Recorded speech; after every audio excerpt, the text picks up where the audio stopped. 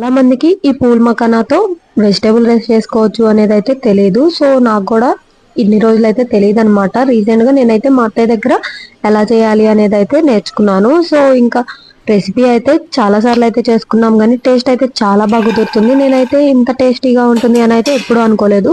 So ఇంకా మీతో కూడా షేర్ చేసుకుందాము అని చెప్పేసి ఇలా అయితే వచ్చేసాను. ఒకవేళ తెలిసిన వాళ్ళైతే వీడియో చూడకపోయినా పర్లేదు, అండ్ తెలియని వాళ్ళకైతే ఖచ్చితంగా వీడియో అయితే ఉపయోగపడుతుంది, స్కిప్ చేయకుండా చూసేయండి. సో ఫస్ట్ అయితే నేను ఇలా పూల్ మకానాన్ని తీసుకొని ఇలా ప్యాన్ లో అయితే ఫ్రై చేసుకుంటున్నాను. మామూలుగా అయితే ఈ పూల్ మకానాన్ని పిల్లల కోసం స్నాక్స్ గా పెట్టడం కోసం అని చెప్పి అయితే తీసుకొని వచ్చాను. కానీ పిల్లలకి స్నాక్స్ గా చాలా తక్కువగా ఇష్టపడుతున్నారు, పెద్దగా అయితే చేసి పెట్టట్లేదు.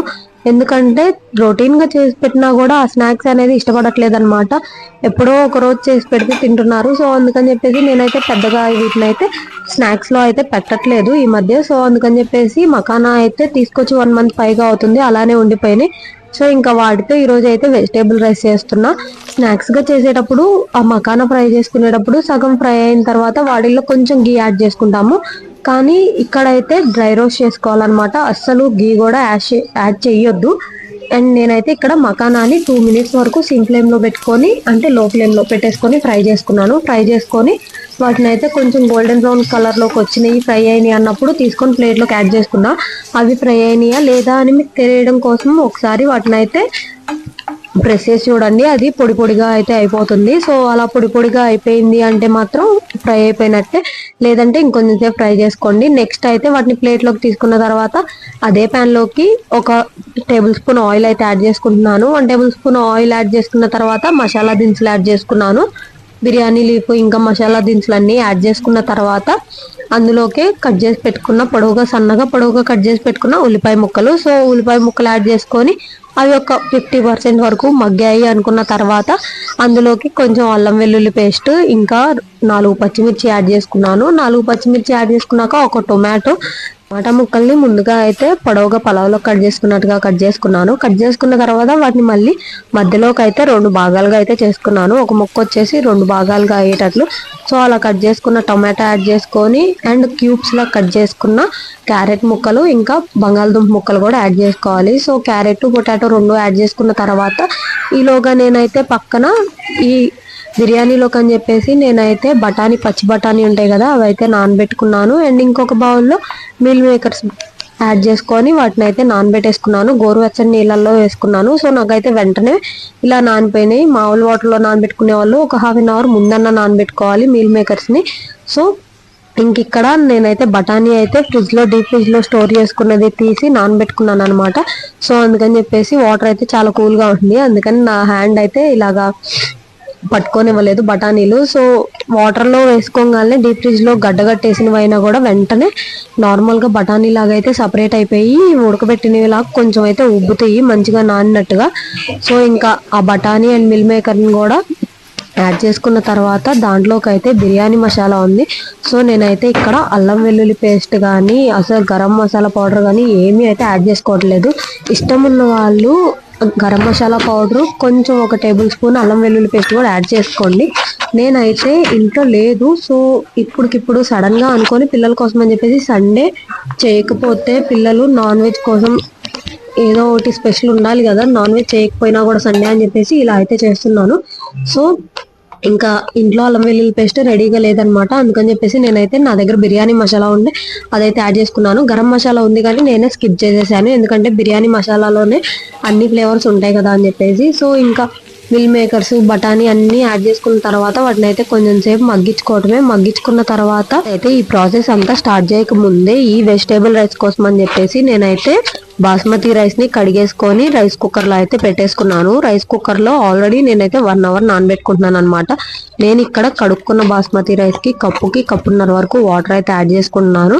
సో ఆల్రెడీ కడిగి పెట్టేసుకున్నాను కదా రైస్ కుక్కర్ లో, ఆ బియ్యంలో ఎసురు పోసుకున్న తర్వాత అందులోకి మనకి ఈ వెజిటేబుల్ రైస్ కి ఎంత సాల్ట్ అయితే అవసరం అవుతుందో ఆ సాల్ట్ అయితే యాడ్ చేసేసుకొని కలిపేసుకోవాలి. మన టేస్ట్ కి ఎంత పడుతుంది అనేది చూసుకొని అయితే కలుపుకోవాలి. సో ఈలోగా అయితే ఈ ముక్కలు అన్ని అయితే మగ్గిపోయినాయి. సో ఇంకా ఈ ముక్కలు మొత్తాన్ని కూడా ఇంకా స్టవ్ ఆఫ్ చేసుకొని ఈ గ్రేవీ మొత్తాన్ని తీసుకొని ఆల్రెడీ మనం కడిగి పెట్టేసుకున్న బియ్యం ఉన్నాయి కదా దాంట్లోకి యాడ్ చేసుకొని ఒకసారి అయితే కలిపేసుకొని ఇంకా రైస్ కుక్కర్ అయితే నేను ఆన్ చేసేసుకున్నాను. సో రైస్ కుక్కర్ ఆన్ చేసుకున్న తర్వాత మధ్యలో అయితే హాఫ్ ఉడికింది అనుకున్నప్పుడు ఒకసారి కలుపుకోవాలి. ఎందుకంటే ముక్కలు అనేవి పైన తేలకుండా మొత్తం మసాలా కానీ ముక్కలు కానీ మొత్తం అనేది రైస్ మొత్తం కూడా కలిసి గ్రేవీ పైకి తేలిపోకుండా మొత్తం కలిసి ఉంటుందని చెప్పేసి సో ఆల్రెడీ ఫ్రై చేసి పక్కన పెట్టుకున్నాం కదా పూల్ మకానా. సో వాటిని అయితే ఇంకా ఈ రైస్ అనేది 80% ఉడికింది అనుకున్న తర్వాత యాడ్ చేసుకుని ఒకసారి కలిపేసుకొని మళ్ళీ మూత పెట్టేసుకోవాలి. సో ఉడికేసి బటన్ పడిపోతే ఇంకా రైస్ అయితే రెడీ అయిపోయినట్టే, వెజిటేబుల్ రైస్. నెక్స్ట్ అయితే ఈ వెజిటేబుల్ రైస్ లోకి కుర్మా అయితే రెడీ చేసుకుంటున్నాను. సో ఈ కుర్మా కోసం అని చెప్పేసి ఒక మిక్సీ జార్ లోకి నేనైతే 2 టొమాటోస్ తీసుకున్నాను. 2 టొమాటోస్ తీసుకొని వాటిలోకి 10 జీడిపప్పు పలుకులు అయితే తీసుకున్నాను. ఒకవేళ అల్లం వెల్లుల్లి పేస్ట్ లేదు ఫ్రెష్ గా వేసుకోవాలి అనుకున్న వాళ్ళు 2 అల్లం పలుకులు అండ్ 4 వెల్లుల్లి గర్భాలు అయితే వేసుకోండి. కానీ నేనైతే ఇక్కడ పిల్లల కోసం చేసిన కాబట్టి పెద్దగా మసాలా అయితే యూజ్ చేయట్లేదు. కొంచెం 1 స్పూన్ అల్లం మసాలా పౌడర్ అయితే యాడ్ చేసుకున్నాను. సో ఇంకా నేనైతే ఇక్కడ 2 టమాటాలు 10 జీడిపప్పు పలుకులు వేసుకొని మిక్సీ పట్టేసుకున్నాను. కొంచెం గట్టిగా వస్తే దానికి అయితే ఒక 1/2 కప్ వాటర్ యాడ్ చేసుకొని మెత్తగా ప్యూరీ లాగా అయితే గ్రైండ్ చేసుకున్నాను. ఈలోగా అయితే వెజిటేబుల్స్ ఫ్రై చేసుకున్న ప్యాన్ ఉంది కదా సో ఆ ప్యాన్ లో కొంచెం ఆయిల్ వేసుకొని మసాలా దినుసులు వేసుకొని అవి ఫ్రై అయిన తర్వాత అందులోకి సన్నగా కట్ చేసి పెట్టుకున్న ఒక ఉల్లిపాయ ముక్కలు యాడ్ చేసుకోవాలి.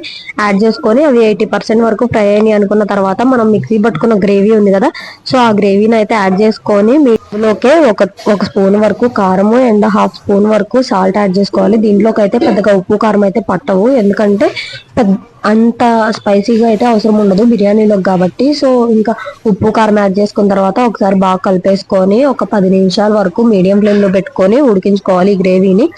ఆయిల్ బయటకు వచ్చింది అనుకున్న తర్వాత ఇంకా దీంట్లోకి అయితే మనం ఆల్రెడీ కట్ చేసి పెట్టుకున్న వెజిటేబుల్స్ ఉంటాయి కదా బంగాళదుంప ముక్కలు అండ్ మిల్ మేకర్స్ మాత్రమే యాడ్ చేస్తున్నాను నేను ఇక్కడ. ఎందుకంటే ఆల్రెడీ నేను ఇందాక వెజిటేబుల్ రైస్ లో కట్ చేసుకున్న బంగాళదుంప ముక్కలతో పాటు ఎక్స్ట్రా అయితే కట్ చేసుకున్నాను.